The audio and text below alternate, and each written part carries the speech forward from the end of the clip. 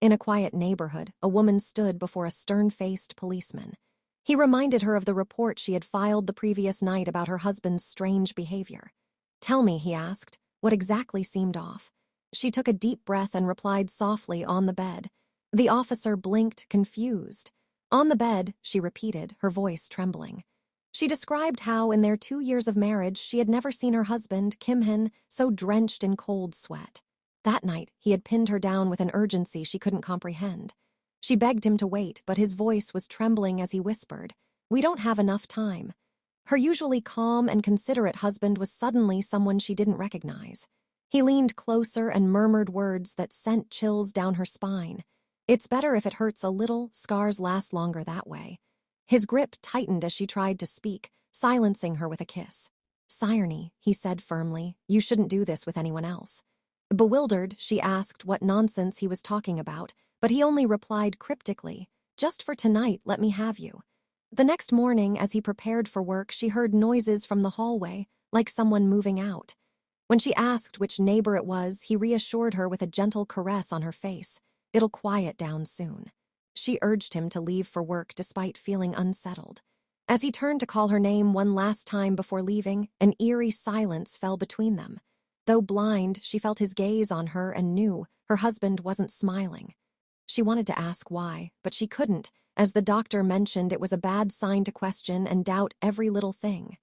By 8 a.m., the next day, as she stood in front of the door, she reflected on how her husband was the type to leave work like clockwork at 7:00 p.m. He always stayed close, never leaving her, someone who couldn't see alone for long. However, his number was suddenly unreachable. The thought that something must have happened began to spiral, tangling like a thread, and at the end of that thought was her husband's disappearance. That was all to it. At the police station, the man tells her it has to be a day since she lost contact with the missing person for them to start a search. He adds that, unless it's related to a criminal case, like trying to disguise an assault case as a disappearance. Focusing on her blood-stained clothes, the man remarks that it would be better if she spoke honestly. "Whose blood is this?" he asks as she lifts the knife up slowly. She asks then if she says this blood belongs to her husband, would they find him quicker? Their story began when she was 24. It happened just after she found out something had gone wrong with her previously healthy retina. He handed her her cane that had fallen, an encounter that seemed somewhat uneventful to her. She questioned just why she had to live relying on a cane. In her memory, she was told to be good, so she tried to live that way. She worked hard, taking on the job of a caregiver even though it wasn't meant for her. Now she found herself questioning why she had to end up like that, why that was happening to her, just why it had to be her, accompanied by a feeling of shame, pity, and complete hopelessness. Later, he offered her a cup of coffee with a warm smile, and then it happened. In a hole where the light was almost gone, it felt like the light had returned. In a new scene, she yells in frustration, struggling to believe the words coming out of his mouth. He informs her that she stays in Sami's villa and the only house currently occupied is hers. No one else lives here. Every house here except this one is empty. "You really didn't know about this?" he asks, and she says no, anxious for some answers. She grabs onto the police officer and tells him she was sure she exchanged greetings with the neighbors when she passed by, so something's definitely not adding up. The man on the phone calls out to the detective to give a report. "I just got off a call with the station, and they said the name Kim-hyun doesn't even show up on the resident registration." In a new scene, as she stands alone in a chapel, she reflects on how it's already been a month since her husband's disappearance. She never stopped going to the detective, expressing her worry that it could have been done by a criminal organization, and that must have been why he disappeared without a trace. With her every request for the investigation to be reopened, the detective grew more frustrated. The pity he felt for her before shifted to frustration and a threat to charge her with obstruction. He mentioned how in her statement she claimed it was her husband's blood and asked if she thought lying to be a small matter. "If you keep pushing, miss, you'll get hurt too. Sorry, miss, but you've been scammed."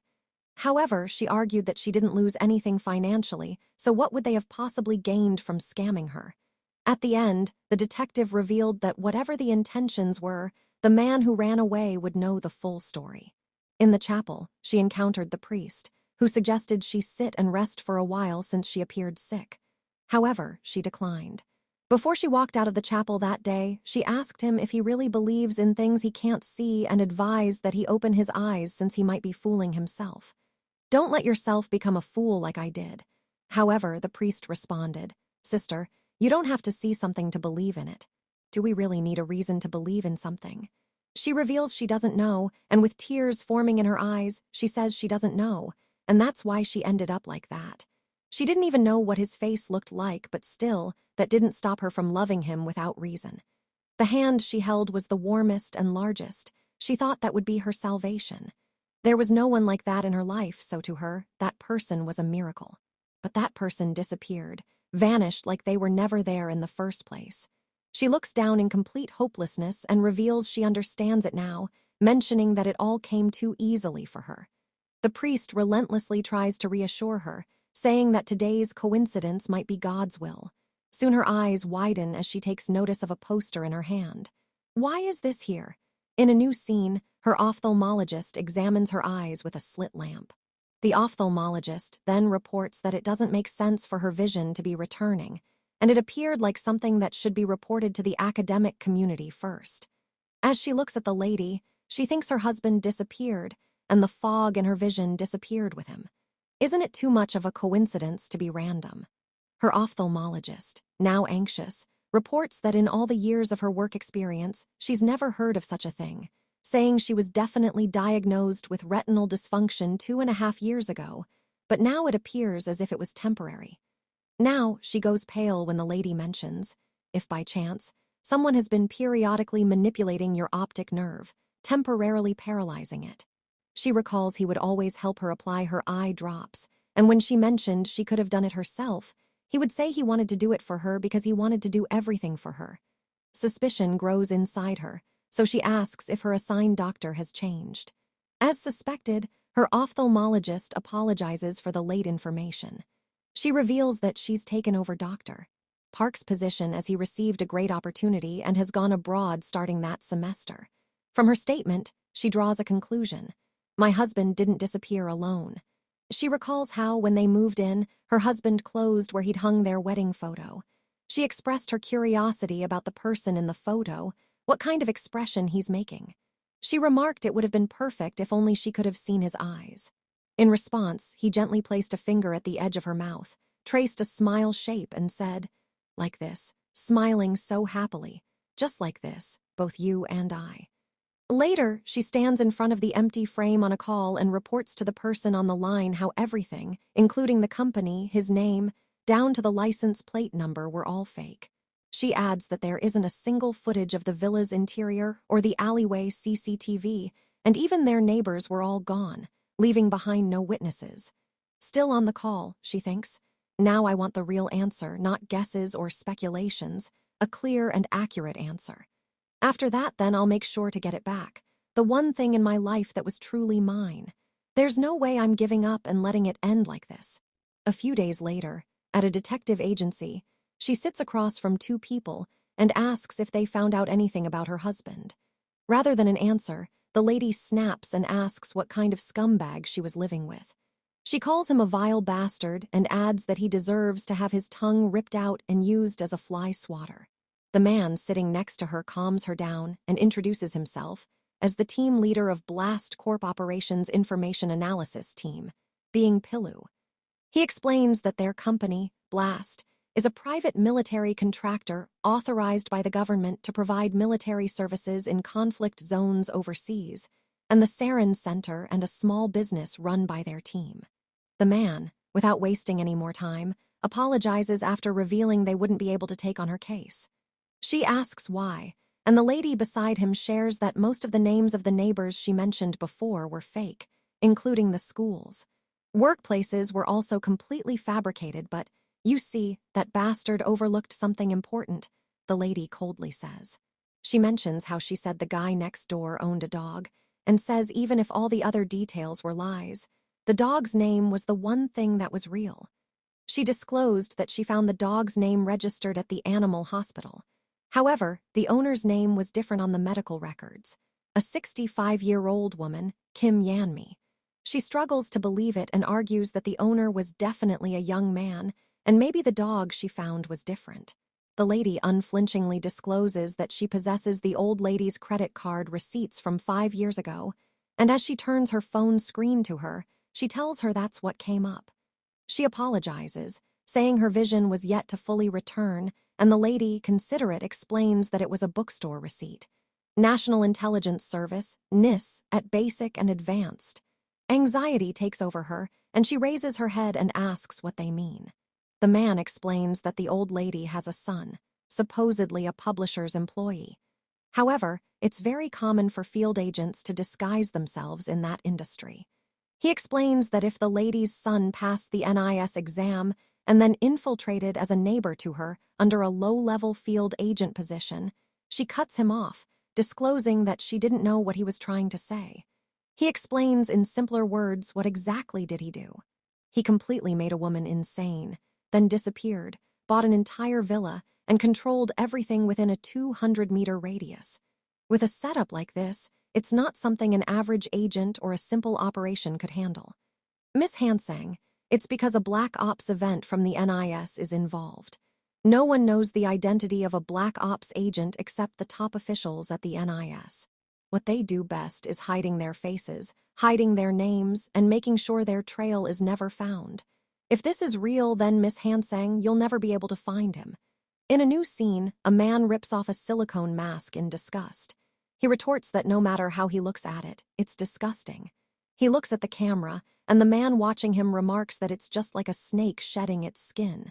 He still couldn't believe it, even after seeing it so many times.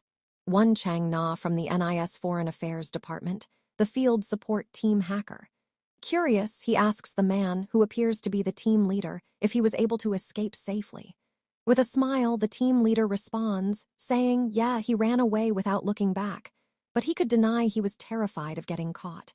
Lee Wisher, the NIS Foreign Affairs Intelligence Department unofficial Team W, with his codename MAA. As he drives, he listens through the phone to Chang Na discuss his impeccable acting skills, a silicone mask, and even a voice modulation clip. Chang Na remarks that ever since he started supporting the team leader, he can't trust anyone anymore, and he even thought the team leader had truly fallen in love. He calls Chang Na and remarks that his tongue has gotten quite loose, a harmless statement that drove Chang Na into panic. Chang Na hurriedly changes the subject and brings up their target, Al, and says it seems she really loved him. He reports that about a month ago, there was a commotion at the local police station. She showed up covered in blood and claimed it was her husband's. The team leader falls silent and afterwards asks what blood she was covered in. Chang Na reveals it turned out to be her own blood. Down to the actual issue, he discloses that the missing person report was processed faster than expected, and the fake identity was quickly exposed. Chang Na remarks that she seems smarter than expected and reveals that he even pulled the police station's CCTV footage, hinting for him to check it out.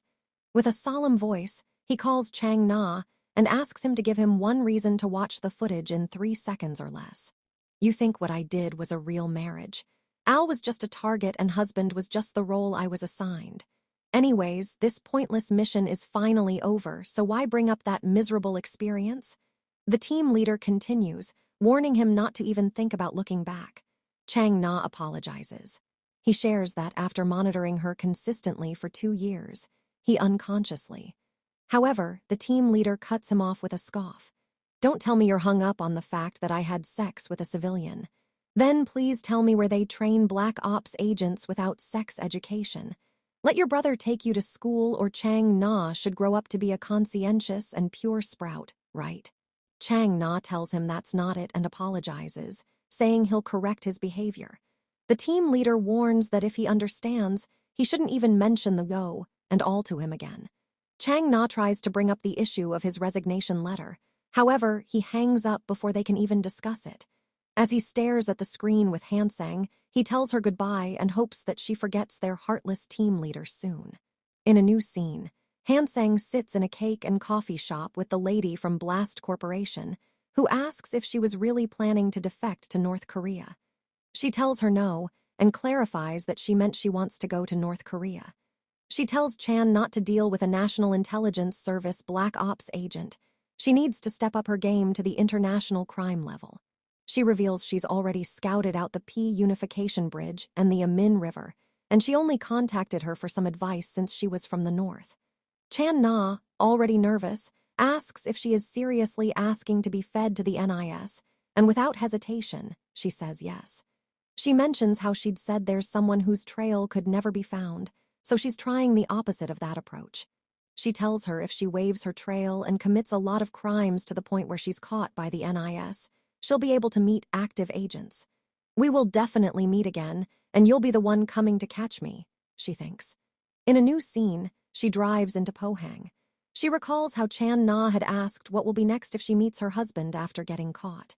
Instead, she asked her whether to kill him or love him more, adding that each and every time she sees him, she feels like killing him.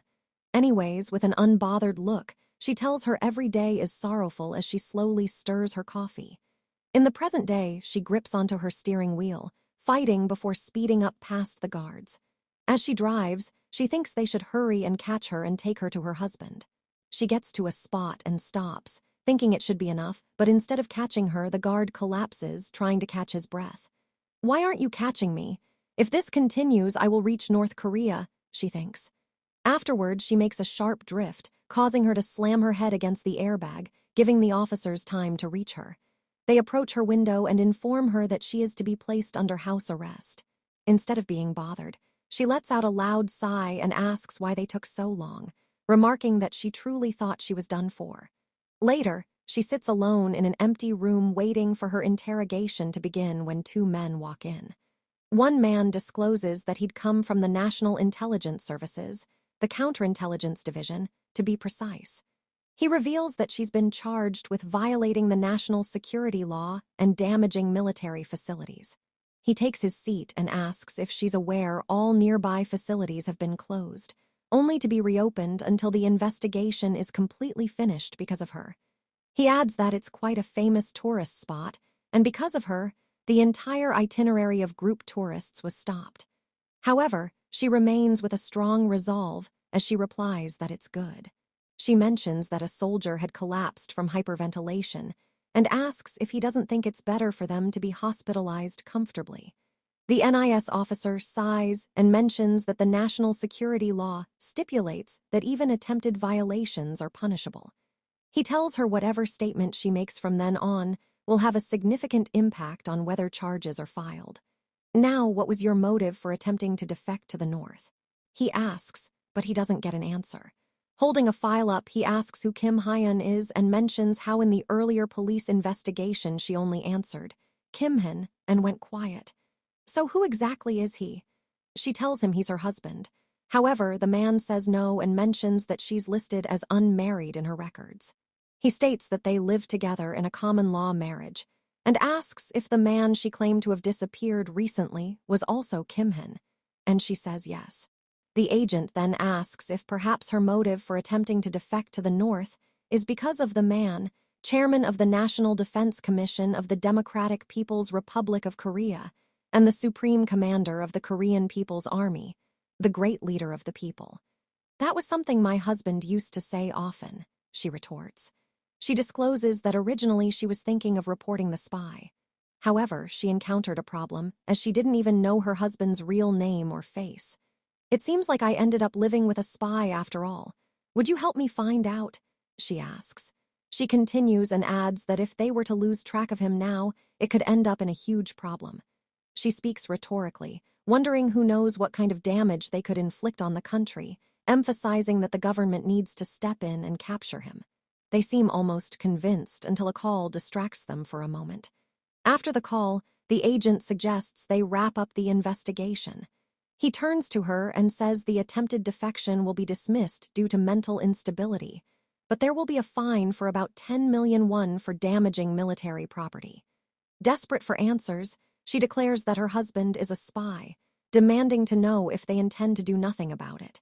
They simply thank her for her cooperation during the investigation, and in that moment, a sudden realization strikes her, and her mood shifts from desperation to clarity.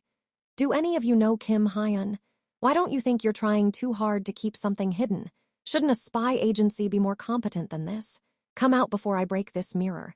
If you're playing hide and seek, shouldn't we play together? She adds, and the agent retorts that they should end the joke there, but she snaps.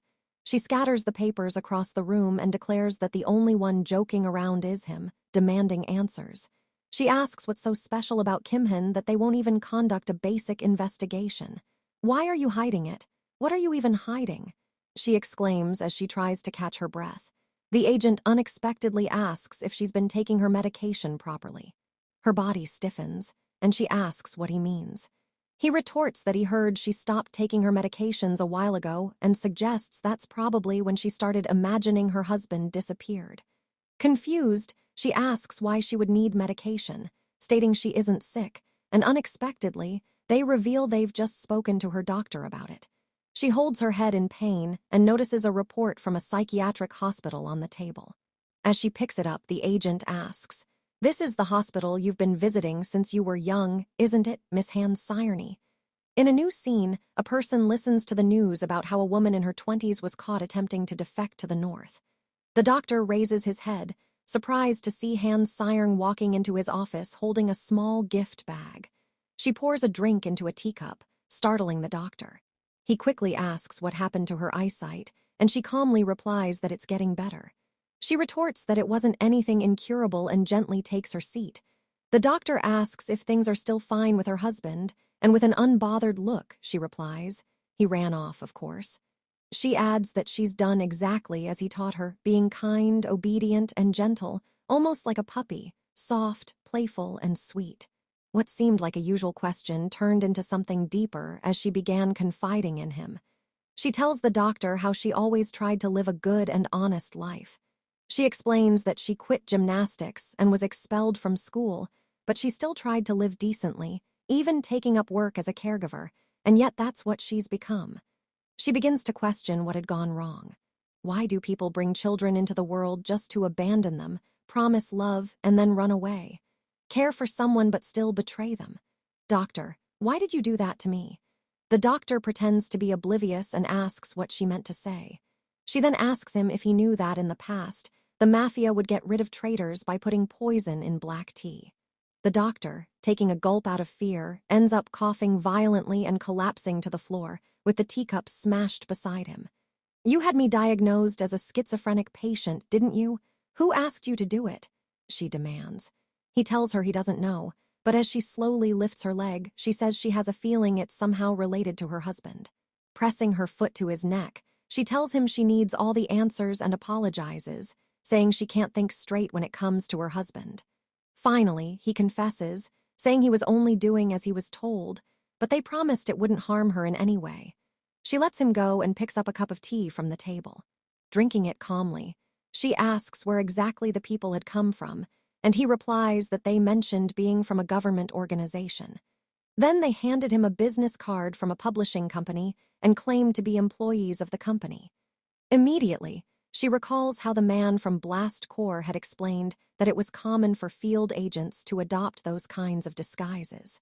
Maybe I just wanted to hold on to my belief in Kim-hyun, no matter what. But the more I searched for him, the more my quiet denial of reality began to unravel the web that he wove. It had been obvious all along. I was the only one who couldn't see it. How naive of me.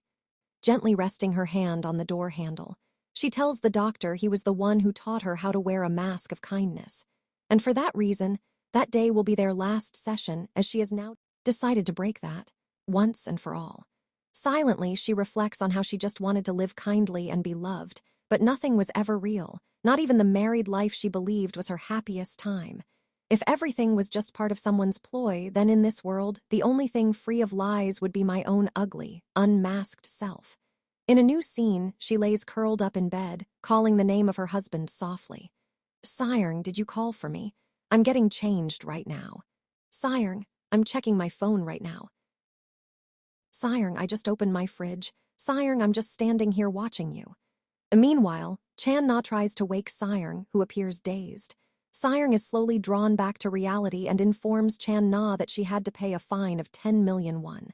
Chan-na stops and asks if she really called her out again that day for something crazy.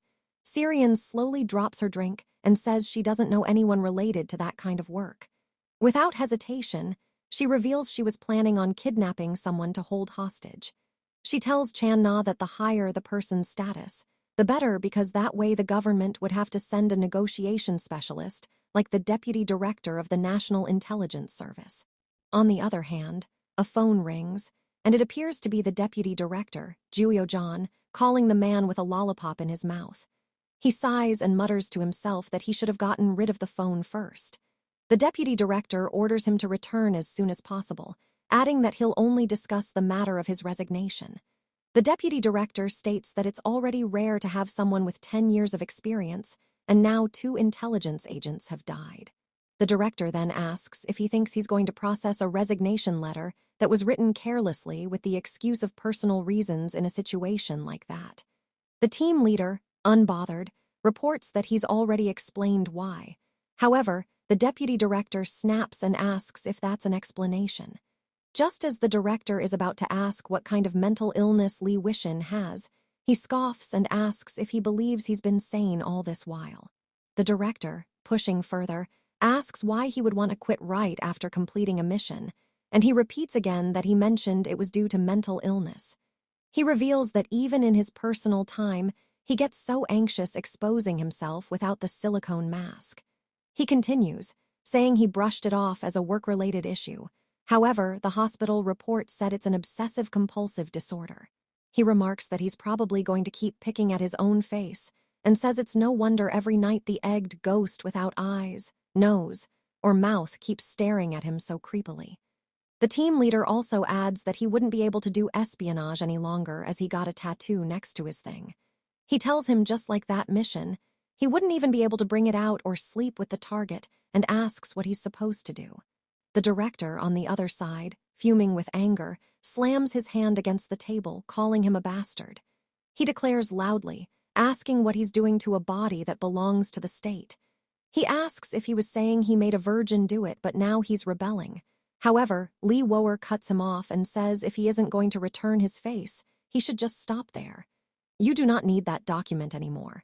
You've been throwing everything away just for looking at that, haven't you? Are you really going to give up like this?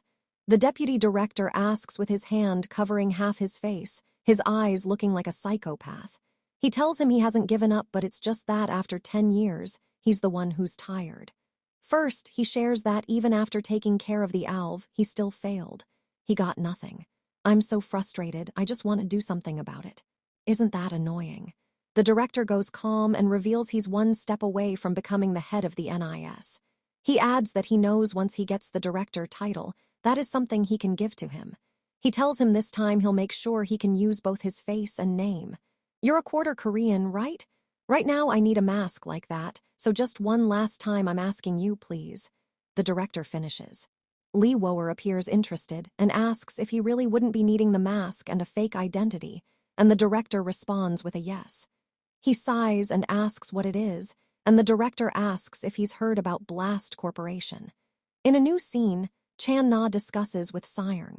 She tells her whether it's the NIS deputy director or a section chief, if she wants to kidnap someone, she needs to have the basics down.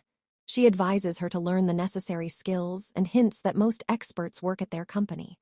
Seong, however, remains quiet, and when she speaks, she asks if it's really necessary to learn the skills. Chan-na explains that NIS HUPs will probably have bodyguards around and asks if she wouldn't need to get rid of the bodyguards around them before she fulfills her mission.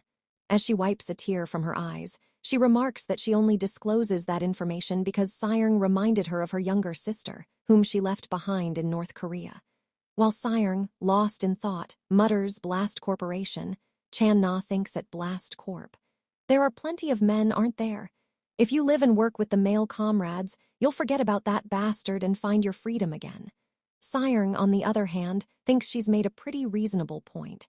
To hold the NIS higher-ups hostage, one definitely needs the skill and strength to back it up. Even an accomplice might be necessary. Looking at her, she thinks if things go well, she could use it to her advantage. She asks Chan-na about the man that mentioned he was the team leader at Blast Corporation. Chan-na asks why and adds that he is her brother-in-law, and she immediately falls silent. Soon a smirk forms on her face as she asks, "So you two are family?" In a new scene, Pilu asks what she has to say about Chan-na. She mentions how she heard they were family and proceeds to bring out a recording of their conversation. He seems unaware of what he's listening to, and she mentions that she tried to defect to the north but got caught in the recording. He hears Chan-na advise her to go by car if she gets caught, highly recommending the unification bridge in Paju. He goes pale, and she tells him if she gets caught the next time she attempts to defect, she might talk about Chan-na. He snaps and slams the table in front of her, calling her name. However, she isn't bothered. Instead, she turns her head and picks out a flyer, continuing her statement. The person who turns out to be the big brother-in-law was a former NIS agent. He demands to know what she's doing. However, she calmly folds the paper and remarks that he seems to be quite romantic, taking care of a defector's sister and quitting NIS to marry her. She continues and says if Chan-na is suspected, his wife will be dragged into it too. Pilu calmly takes his seat and asks what she wants, and she says a job. He looks confused, and she discloses that she looked into Blast Corporation, Blast, a subsidiary of Suwa Group, ranked third among companies serving conflict zones, dictators, drug cartels, and legitimate sovereign states. Humanitarian organizations. The private military company with the most diverse clientele in the whole of East Asia, providing extensive military services beyond direct combat, securing contracts worth up to hundreds of billions of won from various governments. She mentions Blast is the private company that provides the most VIP protection services in the country and is also used by the NIS when they lack manpower for operations. He asks why she was looking into that, and she repeats that she needed a job. He sighs as he reveals they only hire those with military skills like former Ministry of Defense agents, special agents, and retired soldiers. He then asks if she has any special skills, but just as she's about to speak, he cuts her off and pleads that she doesn't go as far as murder, remarking that defecting to the north was already too much. No, not murder, housekeeping, she finishes. A few days later, she sits for her interview with her certification. They ask that she starts officially on Monday with her certification. The man looking at her remarks that a young woman has joined the company finally. He also adds that usually young women don't want to do that kind of work. Our members will finally enjoy training. He comments if most employees here are soldiers, there must be many dangerous tools. She asks. The man laughs before telling her not to worry if she's scared. There are many brothers around to protect her. However, she retorts that she thinks she should shut his mouth. Surrounded by weapons, aren't you scared? On her way out, her phone rings. She picks it up and informs Chan-na she was already done with the interview and then continues moving forward without looking back. A month later, she returned to work at Blast Corporation. As she prepares to leave, a colleague urges her to go quickly and return in time for a meal. She also mentions that only one table remains occupied and that she says she'll be clearing the leftovers. While delivering the meal, she overhears a group of men discussing a vacancy in the special security team.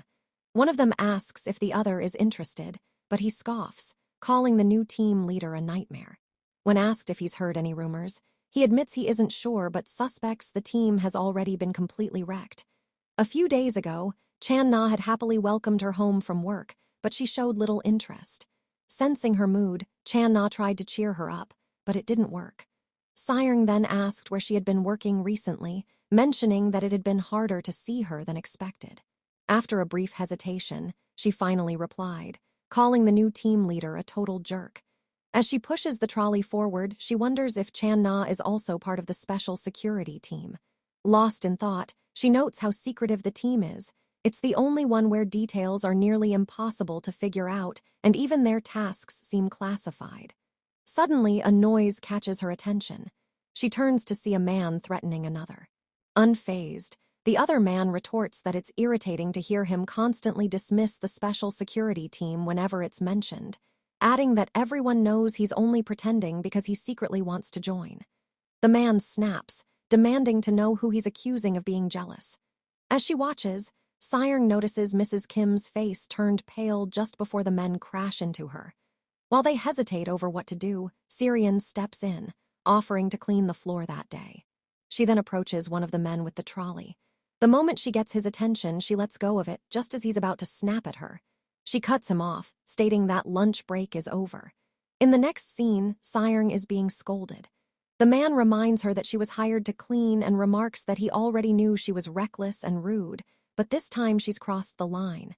As he continues, she interrupts, insisting that someone check on Mrs. Kim's back.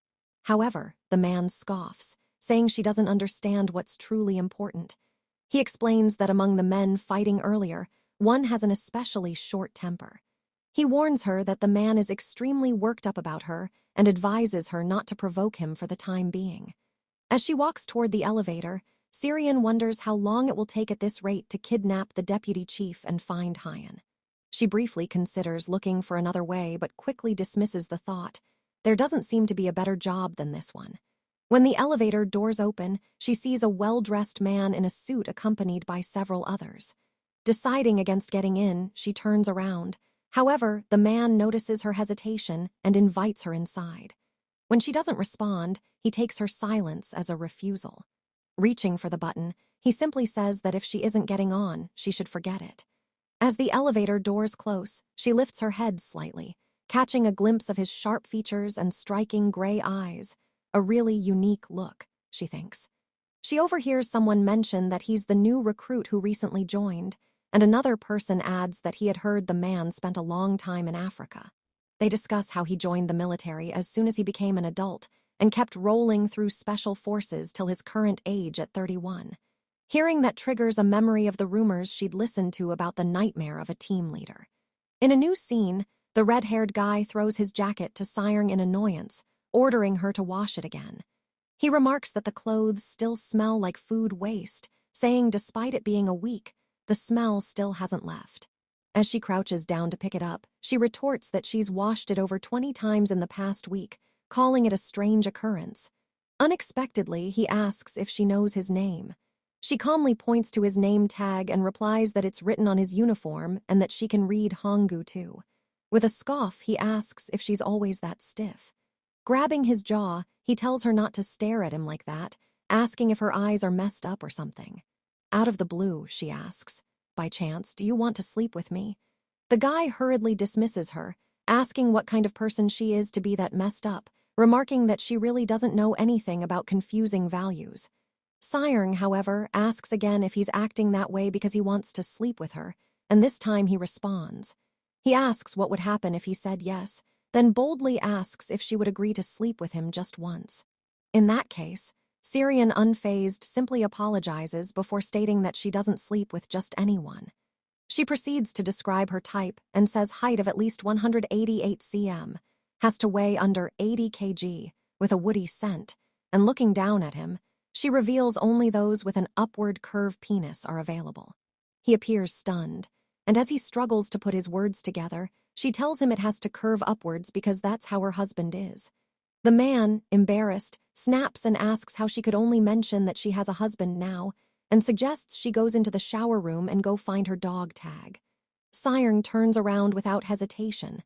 However, he stops her and stutters as he asks if she really has a husband. She doesn't respond and instead thinks, really, what a load of nonsense. In the shower room, she sighs after finding no traces of the dog tag, as she begins thinking maybe defecting to the north 100 times would have been better. She hears a noise from her room and thinks, is there someone here? Inside, Wooer turns around and spots her with a teasing, almost sarcastic tone. He asks if she's planning to shower together, urging her to hurry and leave, remarking that the others will soon arrive. But just as she's about to leave, something draws her curiosity. You're staring so blatantly. It's embarrassing, the team leader retorts as she questions what's with him. He retorts that if she's done looking, then she should stop. However, as her gaze intensifies, his eyebrows furrow in terror. He asks what she's doing there, and she apologizes, saying she thought no one was there. She turns to leave when they hear the others come into the shower room. He rests both his arms above her and asks her to stay still for a moment while he tries to think. She asks what he means, and he asks what'll happen if someone asks what they're doing together. On the other hand, the red-haired guy announces that someone had left their name tag in the bathroom. No, what I'm curious about is what are you doing here? Lee Wooer asks. She tells him cooking and doing laundry. However, he asks her for more clarity. She tells him he doesn't need to know that much and remarks that it isn't that big a deal to run into someone naked. She slaps his hand off and retorts that personally she finds the current situation more uncomfortable than that. After a while of silence, he asks if it's a habit of hers to stare at people. She looks down and notices he has an upward curve, and immediately her eyes widen. He doesn't take her reaction too well and orders her to leave. Just before leaving, she scoffs internally, calling him a pervert in her head. Then, without warning, she turns on the shower, soaking his hair. Once she's out, he rubs his face, and as he looks, he says, "I told you. Why did you look into my eyes?"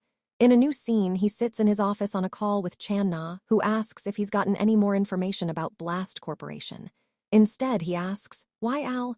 Is there just what you think you're doing?" Chang is confused and asks if there's really an owl there. The team leader, already irritated, says it's their owl. He retorts that it seems he's so dense that even the birds sympathize with him, asking how on earth he can pay someone with a kind like that. He informs him that he's found a file on her, and the team leader asks him to read it out loud, which he does. Yach, Sayern, 27 years old, applied to work at Blast 1 month ago. She's a member of the logistics department and is currently working in the kitchen and laundry room. Chang-na, curious, asks if he's met her and adds that even if they met, she wouldn't be able to recognize him since he isn't wearing a mask, and his voice is also different because he didn't use a chip. Nervously, he asks if her face was badly injured, mentioning how she was caught trying to cross the border into North Korea. He mentions that she claimed her husband was a spy, so because of the border crossing incident, he was also ordered to investigate Kim Han, although in the end, the border crossing wasn't punished. Lee Wooer's face goes pale as he thinks of a person who is always lonely and gentle, a woman who always lives a monotonous life to the point of boredom, but still accepts it. She is more affectionate than anyone, really kind, and always loyal. Han Sayern, Lee Wooer can no longer hold back and insists that she isn't the type who would do such. However, Chin-na retorts that it seems after her husband disappeared, she could no longer bear it. Lee Wooer suggests they investigate first, remarking that he also doesn't know what she's thinking and just see how the whole situation unfolds. Once he gets off the call, he lets out a long sigh and thinks, the sooner the better. The sooner she disappears from his sight, the better. Later, she prepares some ingredients and reflects on the incident of that day. She snaps out of it and thinks she didn't even get a good look at her husband's, but she just had to see that as soon as her eyesight returned. Come to think of it, that of the perverts is curved upward, right? She recalls how one day her husband had revealed to her that it was a huge insecurity of his, and since it's different from others, he's shy. A voice tells her name, and she is startled back to reality. Mrs. Kim asks if she could deliver the lunch boxes to the construction site that day, stating that the employees are working outside that day. Lastly, she dismisses all thoughts about the team leader, thinking he's way too different from Kim Hyun, her husband. Later, as she stands outside holding the lunch, she wonders why it has to be him of all others. Lee Wooer, however, urges her to get in, remarking that the employees working outside need to eat. As they drive, she looks at him, thinking she thought his face looked familiar in the shower room. She reflects on how he's the new team leader of the Special Task Force team and thinks that the rumors about him being a jerk weren't spread for nothing. He turns to her and mentions that he'd heard she got in because of a recommendation from team leader Young Pilu, and asks if they know each other. Before she asks if she has to answer it with a warning, he steps on the brake.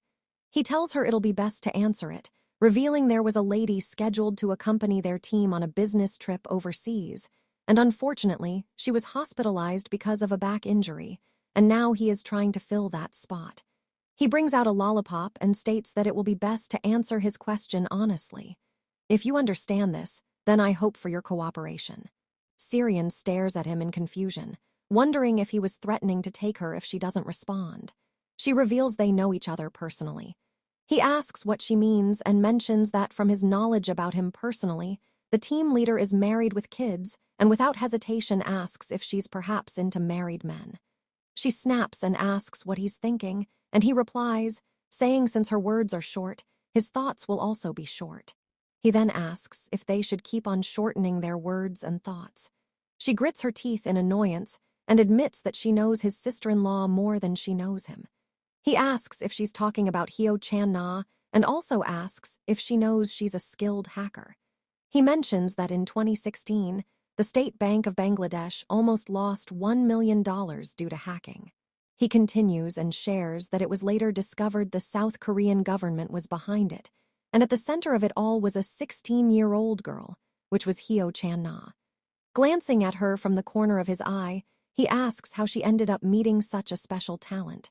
She asks if she has to tell him about her personal life also, and in response to her question, he asks if perhaps it's a situation she can't speak of. Why did you ask her to illegally dig up someone's personal information? Lee Wooer asks. She turns to him and he says she wouldn't speak honestly. He'll be frank with her. He reveals that he'll write the list of overseas trips and reports that, for the sake of her health, it'll be best to avoid going on the Special Task Force team trip if possible, especially for the weak-hearted folks. He remarks that even if it sucks, she should just go along with it if she doesn't want to go there to suffer. Wait, is he saying that it'll compromise my identity if I go on this trip? Would they do something that the faint-hearted shouldn't see? Syrian deliberates. She hears him speak again, and this time he tells her if she obediently answers his question, it will automatically exclude her. So answer. Hyo Chan-na is someone that even the NIS failed to recruit, so how on earth? About that, don't you think the NIS failed to recruit her because they're trash? The team leader asks.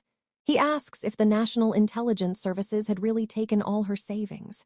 She replies that they took more than that, adding that not everything a person has is just money. He then asks if Han Chan-na had helped her catch the criminal. She questions why, asking if he plans to lend a hand when the bastard is caught and punished. He retorts that it's unfortunate, adding that if she's talking about punishing him, it means she still hasn't caught him, and remarks that he had underestimated her. With calm resolve, she reveals that she's still searching for him and won't give up no matter how long it takes, whether years or months. She tells him she doesn't think it's unfortunate, and rather it seems too early to be receiving sympathy. The team leader, however, counters that if she can't even realize she's wasting her time, it only means she's run into someone truly bad. In response, she tells him it isn't her fault but his, and finishes off saying in the end, she'll meet him somehow. They arrive at the site, and when he stops the car, he remarks that he hasn't introduced himself properly yet. He proceeds to lift his cap gently and says, "Nice to meet you. I'm Lee Wooen, the head of the Special Security Team." Later, she steps out of the car in annoyance. As she walks, she questions how to make it possible to get her name on the list for a business trip abroad, and whether she should have spoken more rudely. She gets distracted by a man who approaches her and accepts the lunch boxes. He tells her to be careful on her way back, and as her whole body stiffens, she reflects on the sweet scent that came from the man, almost similar to the scent of her husband. She goes to the man and he asks why she's following him. However, unexpectedly, she asks if she can watch him eat the lunchbox. She admits that she's genuinely curious about his eating habits and promises not to bother him. However, he tells her that it's noisy and dangerous inside. Finding a solution, he suggests that if she gives him her contact information, he can reach out to her later. Noticing his large build, she quickly turns away, telling him to enjoy his lunch. She clenches her fists tightly and thinks every time she confirms her longing for Kim Hyun in that way, the humiliation intensifies and the resentment towards him grows. "I want to kill you. I want to kill you like crazy, but I miss you," she thinks. Lee Wooer appears in front of her and asks if the man she was speaking with is someone she knows. She questions him, reminding him that he said he would stay in the car, and he simply replies that he's the type who can't stand not knowing something. He remarks that he was confused about whether she delivered a lunchbox or a person, so he came out to check. "Who are you staring at so appetizingly?" he asks. Sayang, however, remains quiet. She grits her teeth while silently begging him to shut his mouth. She thinks the indifferent eyes reflecting a sinister pleasure keep getting on her nerves since Kim Hyun disappeared. The stress that had been building up unknowingly sweeps in the blink of an eye, and all kinds of inappropriate thoughts tear through her mind. Lee Wooen grows impatient and asks if she isn't going to respond, and she shares that she looked for him because she missed him. She snaps and discloses that she followed him because she liked his scent and asks, "What about it?" She remarks that it's the kind that makes one go wild and roll their eyes. Her statement drives him to pause, and he asks, "Han Sayern, could it be? Are you perhaps using marijuana?" Looks at him, Irritated, and as she walks upstairs, she tells him to forget it and just put her on the business trip list as she is done catering for him. Before he can speak again, an egg is thrown at him. The workers gather and demand to know if they are from headquarters, calling them rotten scumbags and asking how they dare show their faces there. The amount of egg increases as they order them to get out. Syrian grabs him by his jacket, pulling him forward, and tells him to hurry and start the car. However, he doesn't move. He tells her to answer him and asks again if she really uses marijuana, while she remains confused and asks if that's what's important. Finally, he reveals he can't put a hallucinating addict on the business trip list, and she replies that she doesn't use marijuana. They get to the car, and he asks why she mentioned her eyes rolling back, but she urges him to open the car door. She pulls at the handle, trying to get it open. However, he asks again if it isn't marijuana, then what kind of smell makes her lose her mind. She reveals it's her husband's scent. She turns around and searches his jacket for the keys. However, he smashes an egg with his hand and replies that it's strange. Looking down at her, he asks if it's normal to follow a stranger because of scent and remarks that the scent coming from the man is just cheap trash anyway. How can we entrust our team members to someone so twisted? He's not just any man, he's my husband. There are plenty of men out there, but my husband is the only one in the world. He's not a pervert, nor is his stench some unpleasant odor, so it doesn't affect my work, she explains. He retorts that that settles it and tells her it's clear she doesn't belong there, ordering her to pack her bags for a trip. As soon as she returns a few days later in Bangkok, Thailand, Sarang asks what exactly they're doing there. A man sorting out the weapons replies, saying they're going to be protecting a drug dealer, and asks if she didn't sign a non-disclosure agreement before coming. He then remarks that she must have guessed it would be something shady. He discloses that, apparently, the client has made about $8 billion from drug trafficking or something like that, around $10 trillion in their country's currency, so he's currently on Interpol's red notice list. He then remarks that, of course, thanks to their company's special ops team providing all kinds of support, he's managed to avoid capture for 10 years. Suddenly, he turns to her and asks if she likes money, to which she replies, saying not really. He then remarks that she's probably going to quit when she gets back, explaining that unless someone is really desperate for money, they usually freak out, turn pale, and flee. Some cried, begging to be let go, and some others even tried reporting it to the police. Her response startles the man as she asks him to stop so she can clean up first, to which he replies that she's not scared and she said she isn't desperate for money either. As she walks out, she replies with a smirk that she doesn't know, but she just has a feeling that that place is a gold mine. She thinks, yeah, gold mine, the kind of gold mine the NIS would love. As she walks down the corridor, she thinks, seriously, this company is even worse than I thought. Later, as she cleans, the team leader walks up to her and asks if she signed the non-disclosure agreement. She says yes, and he asks why she's still there, retorting that she must have been briefed on the kind of work they do. He reveals he can't wrap his head around it. She must have heard about all the filthy things that this place is involved in, so why throw herself into this mess? He asks, staring down at her. She sighs and responds that it's because the hygiene there is atrocious, so she began cleaning. However, he doesn't seem to buy her excuse, leaving her to question if that wasn't the answer he was looking for. With his hand placed on his head, he retorts that she's there to help them do bad things. She clarifies her responsibility there. She tells him she's there to cook for guys assembling guns at a drug trafficking site. However, he asks if she thinks they'll just assemble guns, remarking that if needed, they'll leave people half dead too. She turns her head to him and retorts that it was his side that kept her name on the roster, and he says, "And yet you still feel like cleaning up a place like this." There's an awkward silence between them for a while, and finally, he speaks, saying it's to intimidate her a little, so she should just play along as she always does, as she naturally would. Once he takes his leave, she thinks of how no matter how many times they meet, it's always unpleasant, and even though enduring it for the sake of social life is hard, she knows that he's a gold mine the N would love. "I'm already in tomorrow morning. Are you okay with noodles with cilantro?" she asks, thinking she has no intentions of parting ways with him. Later, on a walk with Chan Na, she reveals to her that she likes the company. She retorts that there are more annoying bastards than she thought, and they really do a lot of bad things. She discloses that she finds that hopeful and says since her husband is an NIS agent, how much he must despise it. Chan-na snaps and calls her stupid. She tells her she looks pretty whenever she smiles nicely, but whenever she smiles like that, it's scary. Frustrated, she asks what's so good about her husband that she still isn't over him, and she replies, saying there wasn't anything that wasn't good. She reveals that every moment she spent with him was happy, and even now, she still feels like he's right next to her. For now, I'll leave it here. Let me know if I should continue the story. If I don't see enough engagement, I won't make the next part.